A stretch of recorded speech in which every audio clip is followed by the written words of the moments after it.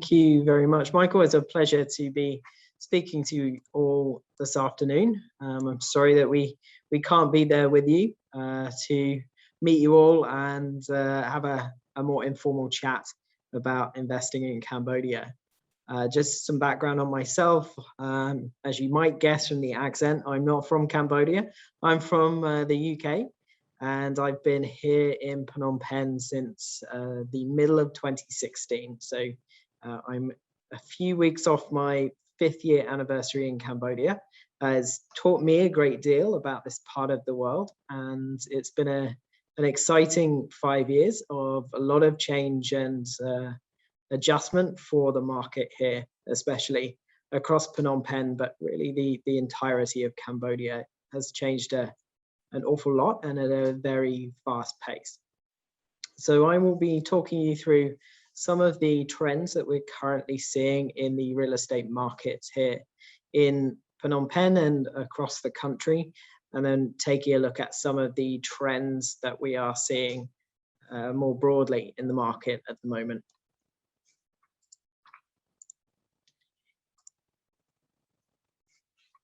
We always take quite a macro look at what is going on in Cambodia. And to do that, we often put up a dashboard like this. I'm sure that we can make slides available for you all after this event. So there's some key info in here about the trajectory of various indicators that we consider important. And when we look at the real estate, we can see that numbers are actually trending down. The reasons for those are largely to do with supply, but also to do with the COVID-19 pandemic, as we all might expect. We have not seen some of the same trends that we are seeing in Singapore or Vietnam, and indeed even in Hong Kong.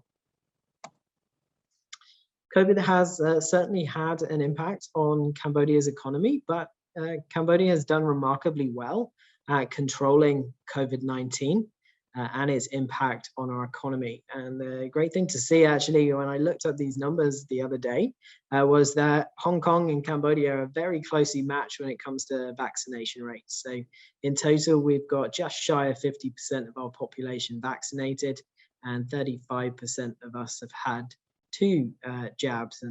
And that's certainly helping to add some stability to the story at the moment.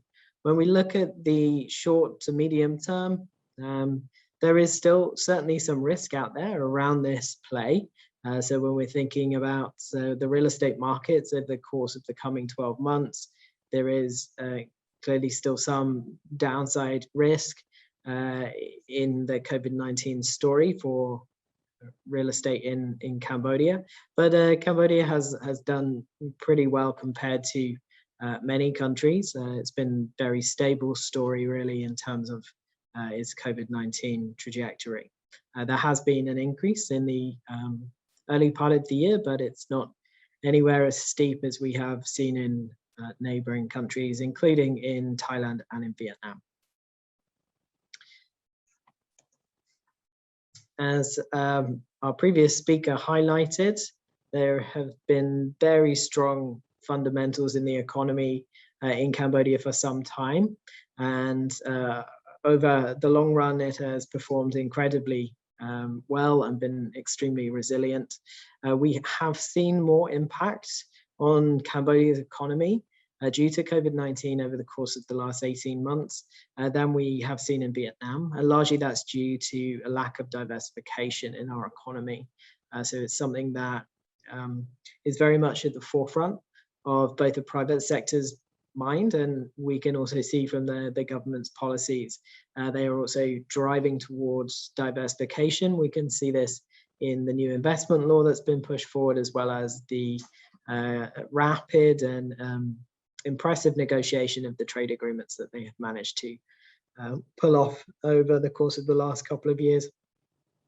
So diversification in this economy really means more of a broad manufacturing base, but also improvement and modernization of the agriculture sector.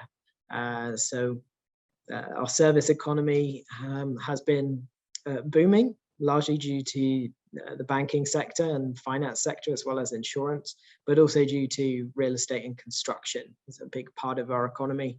And at the moment, things are a little bit quiet in some sectors. That economic growth for such a sustained period of time has led to some very rapid development. And this is maybe an extreme case. This is the center of Sihanoukville. When I came in 2016, it was really quite a sleepy town. And now it's a major metropolis with lots of high-rise buildings and almost too many to count. We have, over the course of the last 12 months, seen new infrastructure investment being added into various locations across Cambodia, including Sihanoukville. You can see in that last picture the network of very nice looking roads that we've now got. And compared to what we've had in the past, it's an incredibly impressive piece of infrastructure engineering that's happened right at the right time when things are a little quiet on the tourism front. And this is not just contained to our urban areas. We're seeing infrastructure development happening across Cambodia, particularly in Phnom Penh and around Phnom Penh. We're seeing the development of new road infrastructure. An important one here is the Third Ring Road, which is a major project around the periphery of Phnom Penh, where we expect to see a lot of industrial and logistics investment happening, as well as more affordable residential projects. But beyond that, we've also got major airport infrastructure that's being put in, including a new airport for Phnom Penh, which is to the south of the city, and a new airport for Siem Reap, the tourism hub in the north of Cambodia. We have also, as part of the Belt and Road Initiative, had several investments, including the airport in Siem Reap, but also the Phnom Penh to Sihanoukville Expressway. At the moment, it would take roughly 4.5 to 5 hours to travel from Phnom Penh to Sihanoukville, and the new expressway is expected to cut that journey time to under 2 hours, which will be a major improvement for access to the major deep sea port, which is in Sihanoukville. And that project is well underway and expected to be completed probably next year. Beyond that, in infrastructure development, Cambodia has also been developing in its appeal to a broader base of international brands. And we've seen this in obviously the retail segment with a number of luxury brands entering the market, including during the COVID-19 pandemic. We've also seen more hotels adding to this market with more to come, and service providers such as Oakwood and Ascot from Singapore. In terms of developers and investors, we are less overrun by the institutional investors that you might find in Vietnam. So we do not have the likes of GIC or Keppel in this market. Instead, what we tend to find is that investors are more mid-tier, excusing Hong Kong land, obviously, from that group. And that means that generally we have a lot more space in our market. When we look at land prices across Bangkok or in Ho Chi Minh City or Hanoi at the moment, Phnom Penh's land prices are considerably lower, and partly not having to compete with big institutional investors has kept that a possibility for this city.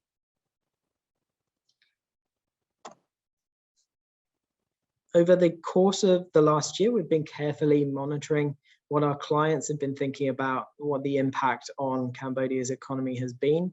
And we have seen a bit of a change in sentiment. So for the course of the year, the sentiment has really cooled down. We have seen a bit of polarization as well, with more feeling that the economy has improved compared to the early part of or the latter part of 2020. And we've also seen a shift in the areas of the real estate market where investors feel more confident.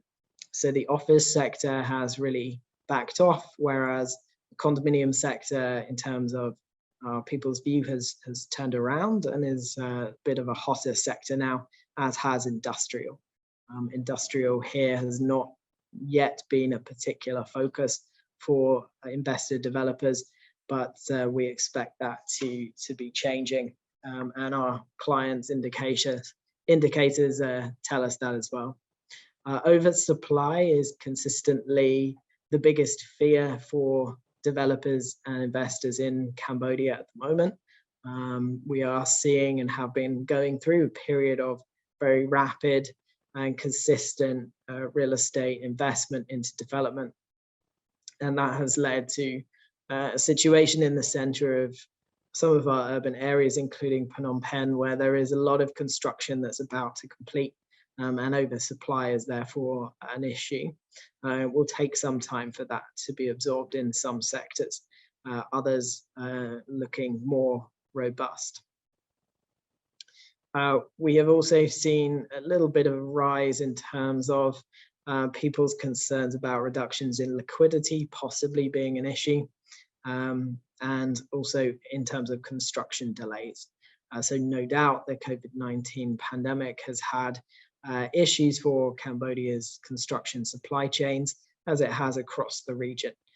So there are some concerns in there also to be mindful of if you're thinking about investing in real estate, whether that be in an individual condo unit or a development project. Construction delays and liquidity are key things to be looking out for and thinking about as part of your strategy.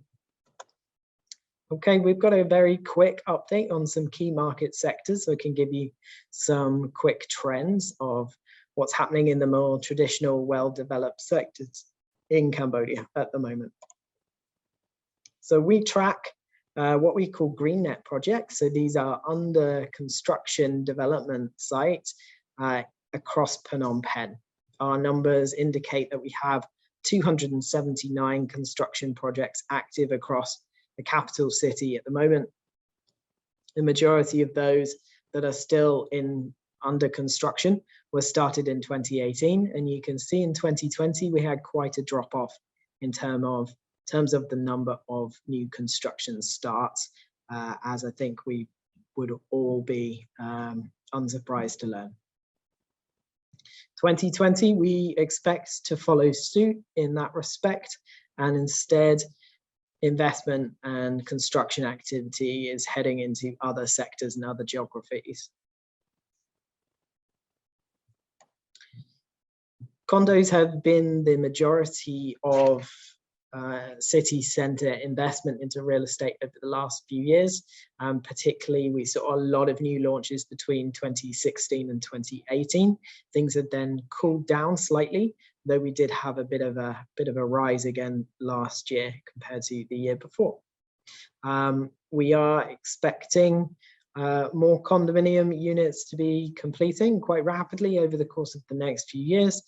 So we've got between a 40 and 50% increase most years in terms of new supply being added to the market. What we have been seeing, however, recently is a reduction in pricing. That's largely due to competition amongst developers for a smaller pool of buyers.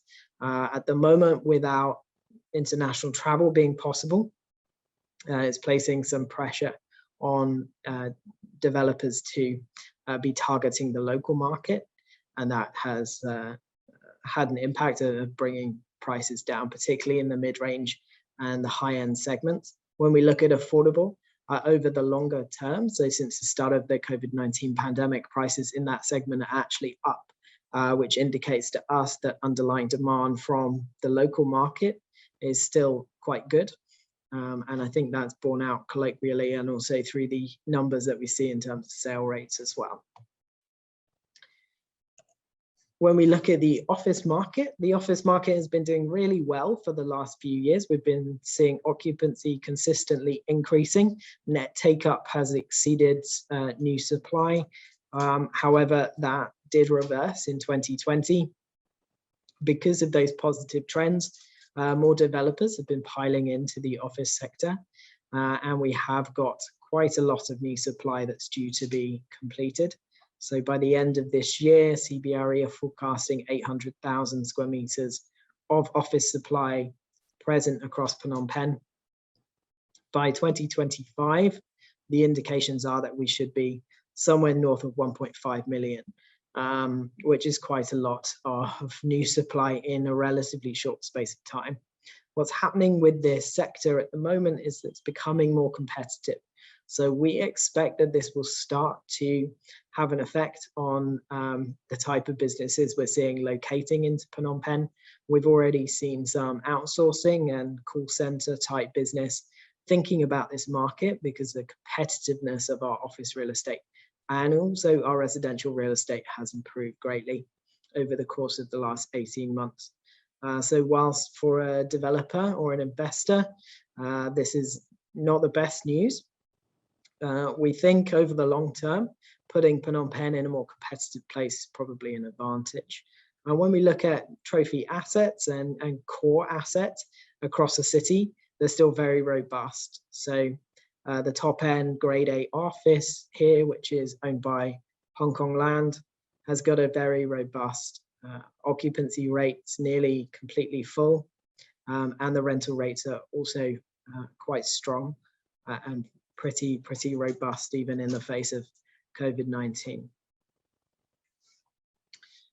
Most of the new supply in the office market is in the grade B segment, although we are seeing more of what we call strata title development, which you'll be somewhat familiar with in Hong Kong in terms of buildings which are owned on a unit by unit basis rather than what we would call centrally owned, which is buildings that are owned by an individual or company. In the retail segment, it's really a bit of a similar story. However, the nationality of developers for retail is mostly local. We've seen a lot of local groups looking at developing their retail portfolios for the last few years and diversifying out of their traditional segments and into this space. So whilst retail supply looks to be pretty gradual, we actually expect it also to be on a similar trajectory to the office market into the future. So quite a lot of supply expected over the next few years.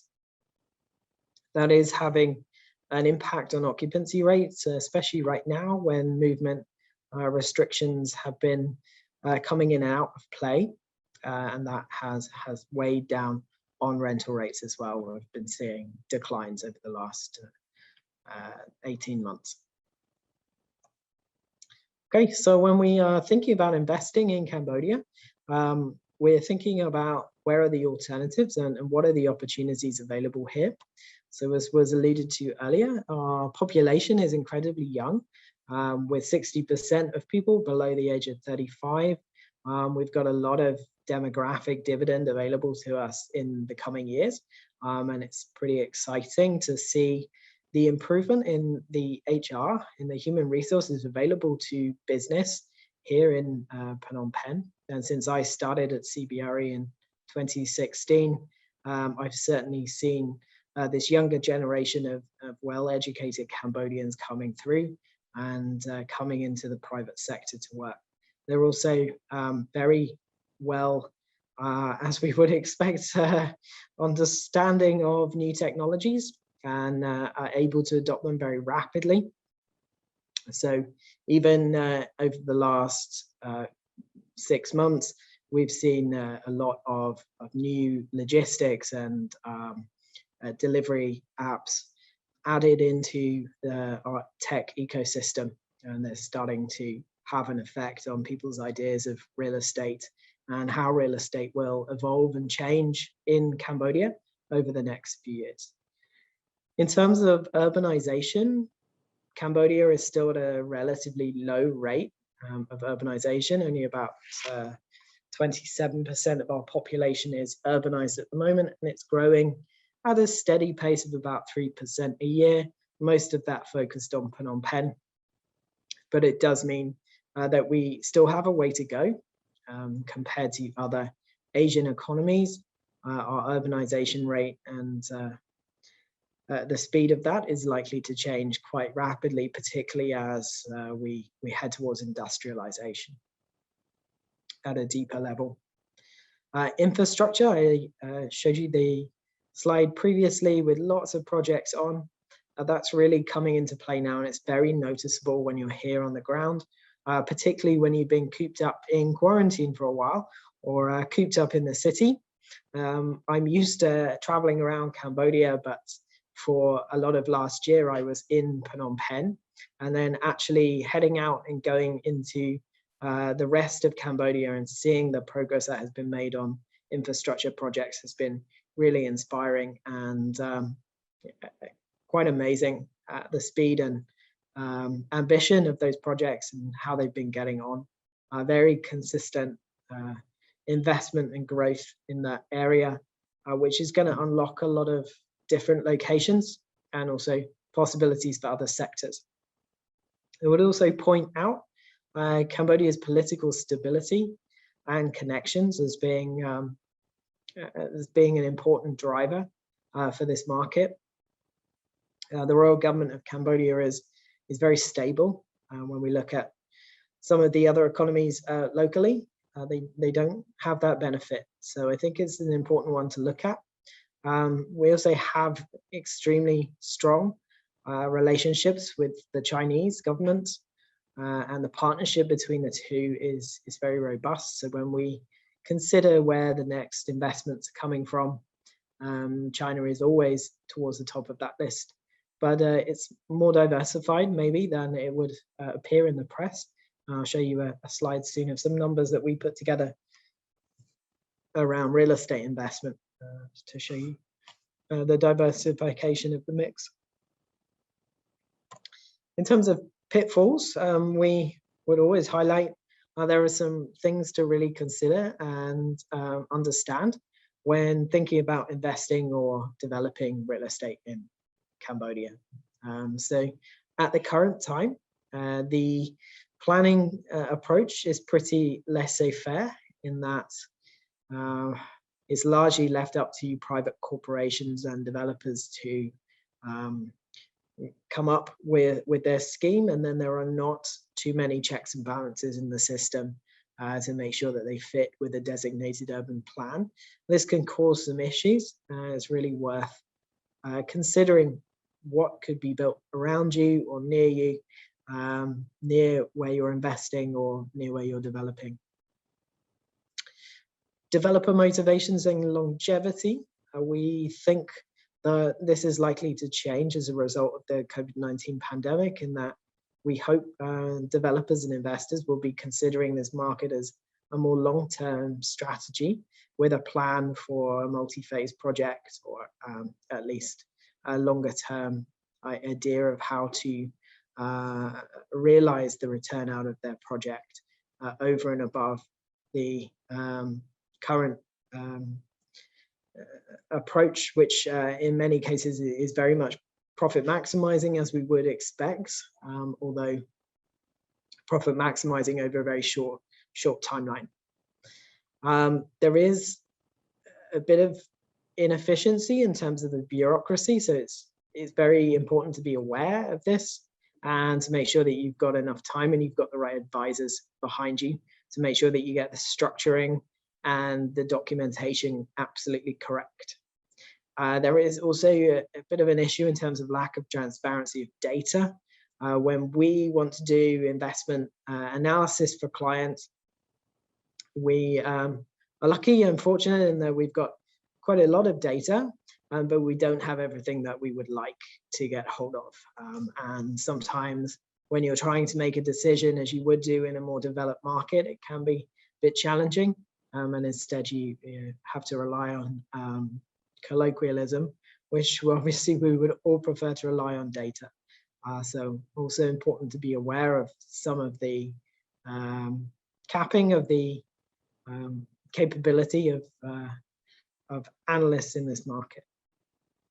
And really important to understand the local dynamics in the context and have a lot of conversation about how those will play out as you plan a development or an investment here. Okay, when we therefore considering and talking with our clients, we're often talking about these themes, considering less crowded sectors. You saw we've been through a period of very rapid development, and a lot of the traditional real estate sectors for Cambodia are now quite crowded, and we're seeing some oversupply. So at least in the short, medium term, we'd be encouraging clients to be considering alternative asset classes.